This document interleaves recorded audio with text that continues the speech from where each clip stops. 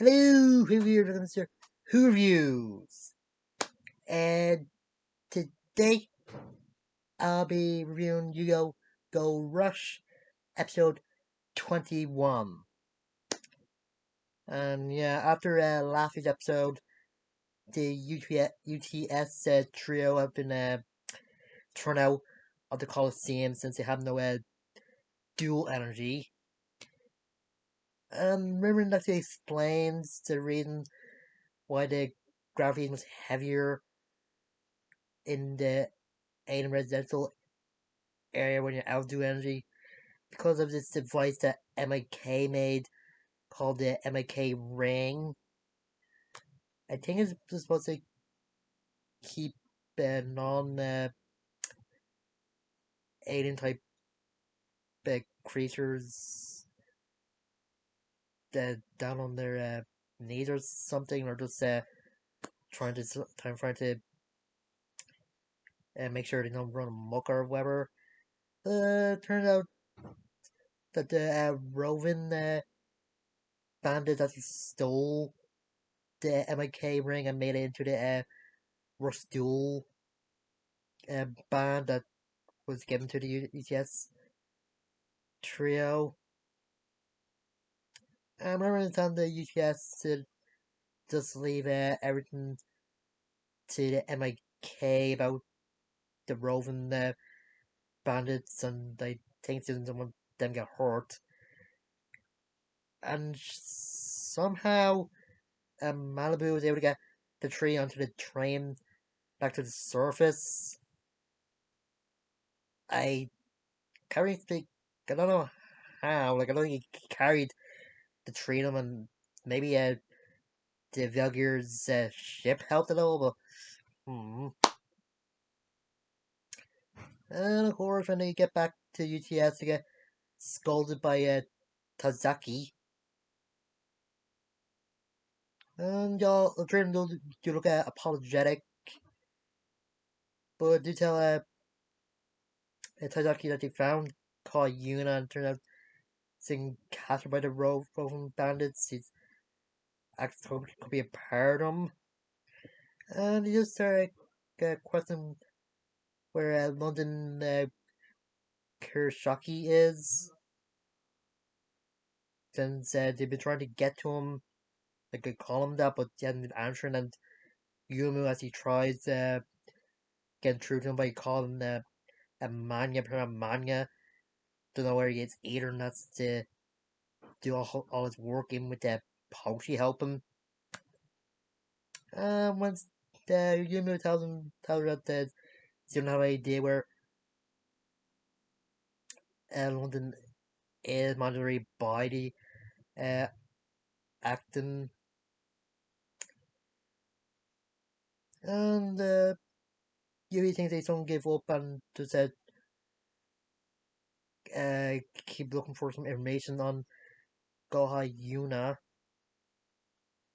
But Yudis is just feeling down on his first ever loss. And then in the morning when Every gets up, Yudis is nowhere to be seen. Yeah, he isn't in his bed, uh, in the UTS building, and didn't leave a no anything. And Yumu and Yuhi try looking for him. Even try to go company, but they say they're closed for today. But luckily, you run into a pair of skyfish that actually escaped the bag that the rest of them were in, that you now had. Thanks to him, they know that Yuna is a part of the roving uh, bandits, since she actually dropped the bag off in the balloon castle. Before this pair of skyfish found the Odo twins that he saw, you just being captured by the roving gang, our own bandits. There's a pair when Yuki wants to go off, and then Yumu telling him to wait, but he keeps like like you do this twice. Like Yuki says why it's on way, but you Yumu just saying that this way up. I don't know why they did that, but whatever. I just point out that they can't really go to the underground area just because they're breaking their promise to uh, Tazaki, since well they're not really doing anything, and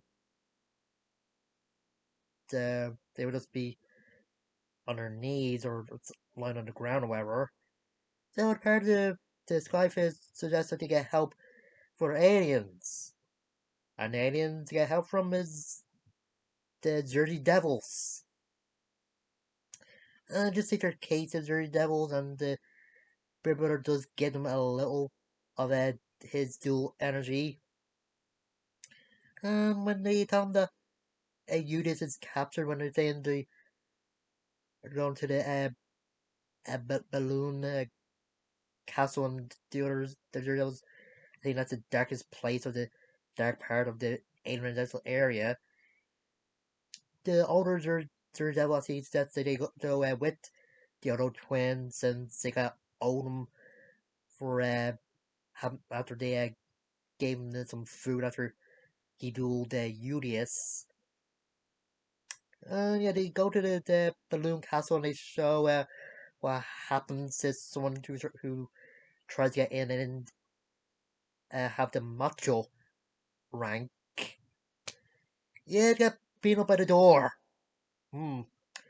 So I decided to sneak in the part where the pizza skyfish look out on, but they kind of get found by this new character, Raisin Bull from the Beef Galaxy. Yeah, he just chasing the dirty devils all around. Anyway, he is a Raisin Bull, isn't he? Yeah. Anyway, Dodo Twins golf out the dirty devils, and they see that even bandits do laundry, and they see what they think is a picture, or what Yuma says a poster of Yuyis. But the failure ship sound like they just sound like they're obsessing Udius. Confirms that the bandits probably flattened Udius into a taser. I just don't know. And when they get found out by Goha Yuna, yeah, then the big boss of the roving bandits, roving Kirishima, shows up. And Yuna just acts very different when she shows up. Like every time Roland talks, he thinks Yuna thinks she's saying a poem, and she's acting like a fangirl, and then everybody else in the Roving Bandits just to clap for her. I don't know. Anyway, Rowan just agrees that if the Auto Twins beat her in a rush duel, then she'll just tell him everything, since Yumu says that she has a lot of questions for Rowan. So yeah. And yeah, Rowan is basically a Roman a variant, since, well, her name sounds similar to Romans, and she has purple eyes, and her clothes seem a little similar to what a Roman wears. And just has a dual disc and a saber guitar, so yeah. And yeah, it's just some other stuff that I probably forgot to mention. Maybe I think her hairstyle is similar to Romans as well, so. Anyway, the episode ends with the Auto Twins was saying their names and Rowan's saying her full name. I don't know why they didn't show a reaction by one of the Auto Twins after hearing her last name is Kirishima. Yeah, I wonder if they could make a Kirishima Roman's. I don't know why they didn't make a London Kirishima if they're gonna make him Roman's cousin, brother. Mm. And yeah, from there, and that is a pretty good episode. Yeah, just set up for next week's one, but seems like it'll be good. And let's wonder why Rowan's wearing a hat looks something like a witch would wear. Maybe to use his spellcasters as well. Oh yeah, and turned out that Tazaki and the other senior staff of UTS don't know anything about equip spells either. Yeah, I do wonder if the Auto Twins work well in a 2-on-1 duel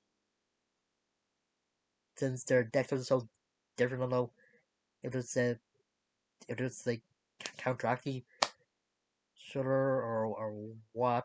Since most of the times when they show the 2-on-1 duel or doubles duel, the heroes usually argue at first until they realize they need to come together and work together in order to win.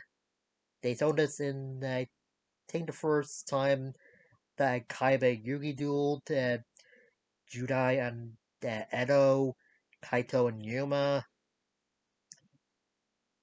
Yeah, I think that's the only times they saw about not 100% sure. So yeah, I think this is a good introduction to Rowan.